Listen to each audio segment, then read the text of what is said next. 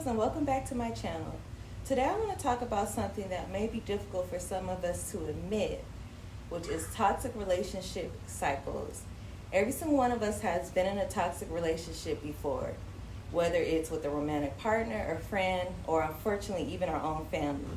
And the truth is, these relationships can be very damaging to our mental and emotional well-being. But the good news is we can break free from these cycles and work towards creating a healthier relationships, both inward and outward in our lives. So you may ask, what exactly is a toxic relationship cycle? It's pretty much when we find ourselves repeating the same unhealthy patterns in our relationships over and over again. Maybe you constantly find yourself attracting partners who are emotionally unavailable or abusive, or perhaps you have a friend who always puts you down and makes you feel bad about yourself. These types of relationships can be draining and leave us feeling completely stuck. But the first step to breaking free from these cycles is to recognize and acknowledge that they do exist.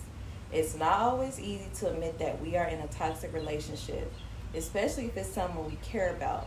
But we have to acknowledge it, and by doing that, we are taking the first step towards complete change. The next step is to set boundaries. As we all know, boundaries are essential in any healthy relationship, and they come even more crucial in toxic ones. Boundaries can be physical, digital, or emotional. It's important to communicate your boundaries clearly and stick to them.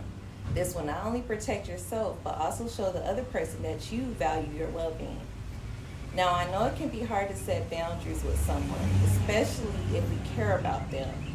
But I want you to always remember, setting boundaries is an act of self-love and, most importantly, self-care. You deserve to be treated with respect and kindness.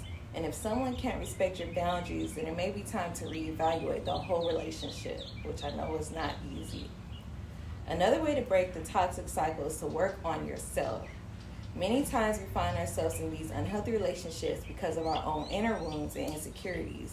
So I want you to take some to reflect on yourself and your past relationships. What patterns do you notice?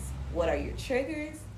It can be very helpful to talk to a therapist or a trusted friend to gain some insight into these patterns. And always remember, healing does take time, so be patient with yourself. Lastly, do not be afraid to walk away from a toxic relationship. I know it can be very tough to let someone go that we really care about, but sometimes it's necessary for our well-being. It's okay to prioritize our happiness.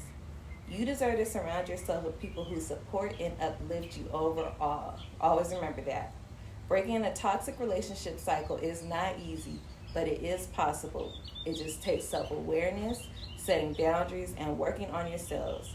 Remember, you are worthy of healthy and fulfilling relationships. Thank you for watching, and make sure to subscribe for more content just like this.